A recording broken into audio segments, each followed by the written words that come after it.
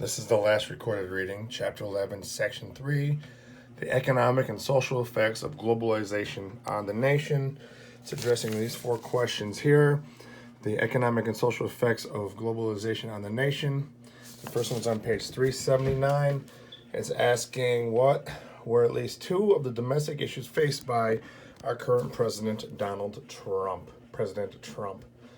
Domestic issues. We have one, campaign pledge of President Trump was to repeal the Affordable Care Act, known as Obamacare, as of spring 2019. The president has been unsuccessful in getting a majority of Congress to repeal and replace it.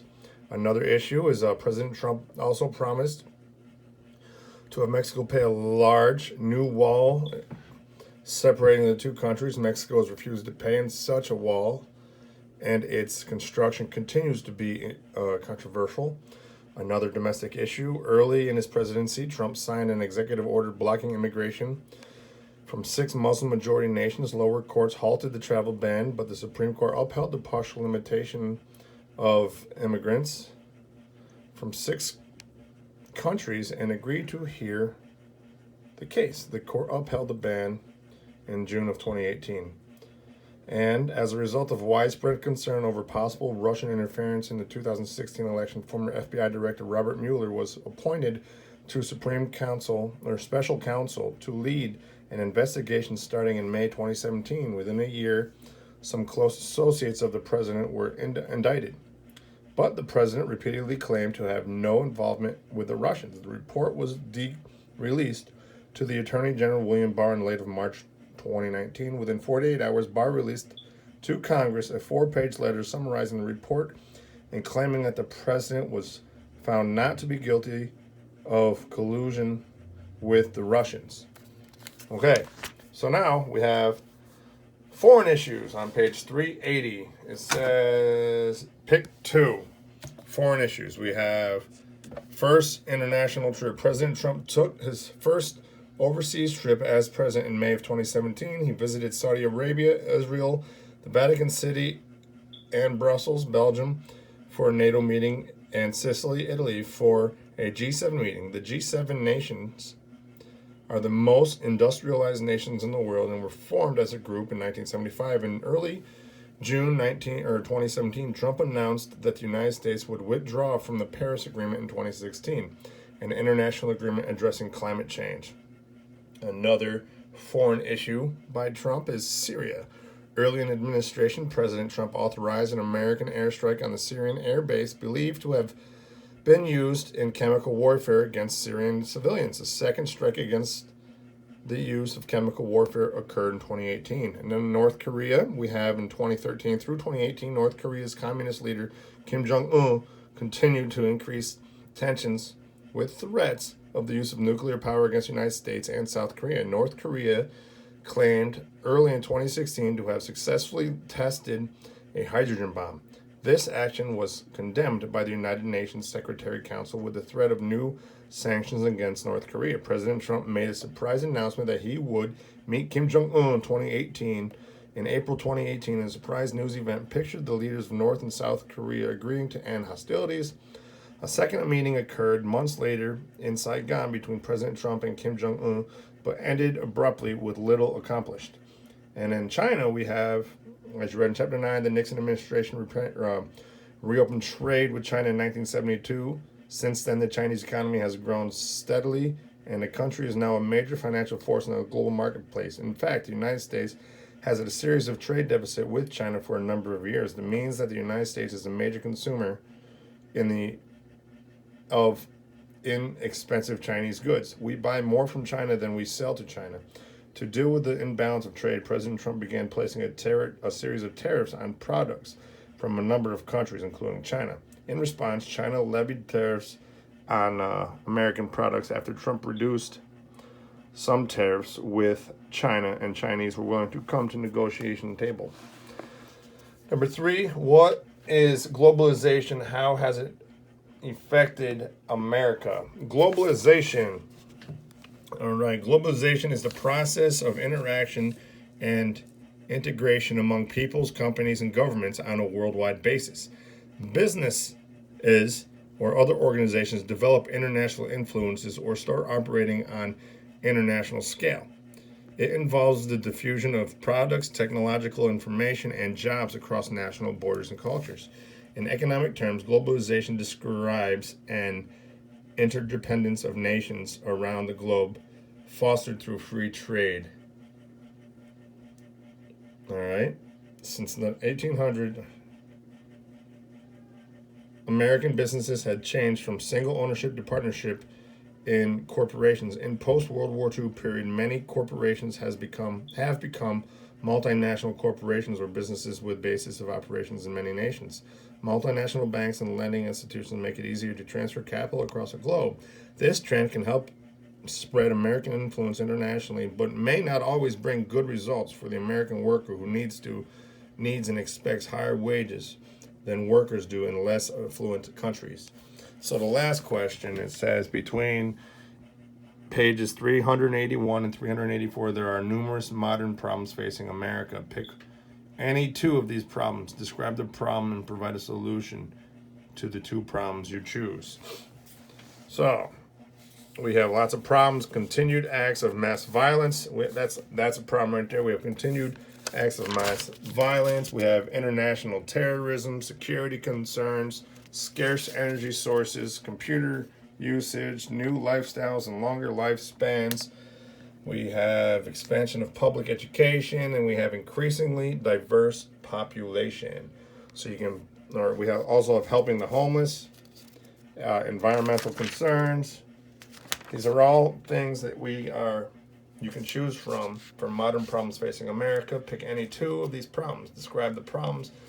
So we will go with, we'll go back here and we'll read this one first. Continued acts of mass violence.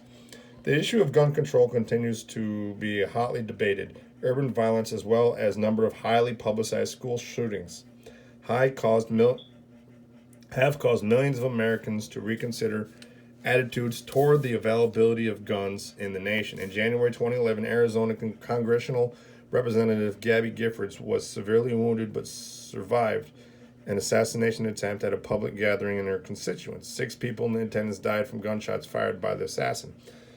So basically, all these dates here, we have 2012, 13, 15, 16, 2017, 2018 are listing places and times of shootings. All right. So this one's 2012. A lone gunman attacked an elementary school in Newtown, Connecticut, causing the deaths of 20 young children. In December 2015, in San Bernardino, California, 2 domestic terrorists caused 14 deaths and injured 22 in the attack of a holiday party in the government building. 2016, over 100 people were shot, including 49 deaths in a gay bar in Orlando. November 2017, 26 were killed while attending church in rural Texas. February 2018, 17 deaths of students occurred in Parkland, Florida. That does not include all the shootings that have happened. We had one in Las Vegas, I believe, that killed like close to 50. So now we have the international terrorism. Although the attacks in New York and Washington, D.C. on September 11, 2001 were aimed at one nation, they mobilized government leaders all over the world. The attacks showed how terrorism has expanded in global reach and has affected the security and stability of all nations. Security concerns, the global increase in acts of terrorism, especially attacks on the Pentagon and World Trade Centers, made some Americans fear that they were not safe. In response, the government took a number of measures to help ensure national security. Airport security was tightened, as well as security bridges, tunnels, nuclear power plants, courthouses, and other vulnerable places. We have scarce energy sources. Scarce oil supplies have led to scientists to research alternative energy sources such as solar power, wind power. There are already communities in New York State that are utilizing and benefiting from wind power. Other communities in the state, as well as the nation, are giving serious study to the possibility of developing natural resources. Recently, horizontal hydraulic fracturing or hydrofracking, fracking drilling with millions of gallons of pressurized water for natural gas, has become very controversial in New York State. Nuclear power is being used in some parts of the world. However, the hazards associated with nuclear energy, such as the storage of nuclear waste, are also controversial. And now we have computer usage. The prevalent use of computers in American homes and businesses since the 1980s have revolutionized record keeping and the storage of information. Advocates of computers praise their ability to process and store large volumes of information. Critics charge that computers have increased the chances for the invasion of privacy as people access private records without permission, particularly as internet use becomes increasingly widespread. Then we have the introduction of automation and computers and considering it cause job losses. Job losses. Social media such as Facebook now connects millions of people globally. The speed at which videos such as those posted on YouTube can share countless numbers of worldwide viewers has introduced the new phrase going viral into a language of pop culture. New lifestyles and longer living. American attitudes toward family size and divorce have changed since the 1950s. Average family size has declined.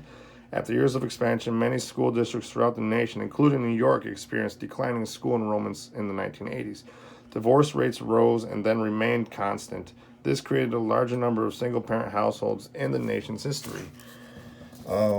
At the same time, healthcare improvements resulting from new technologies such as laser surgery and organ transplant have increased average lifespans. This has increased the number of older Americans who in recent years have organized to protect their rights to improve their lives. Social scientists use the term the graying of America to describe the aging of nation's population. Expansion of public education. Access to free public education has helped many Americans improve their standard of living.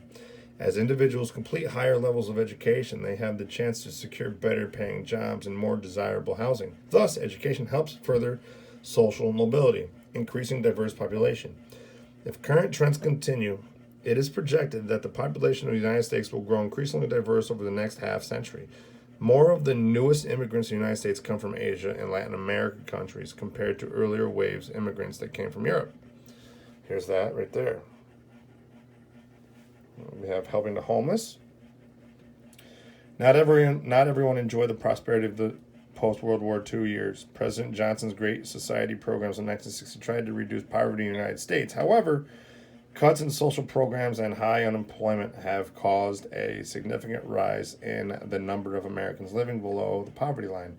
Local communities and private charitable organizations have tried to provide relief, but homelessness remains a serious concern. Environmental concerns. Because of increased interdependence, an environmental problem on one nation frequently raises global concerns. One example is the destruction of the Brazilian tropical rainforest, which some scientists believe has contributed to global climate change.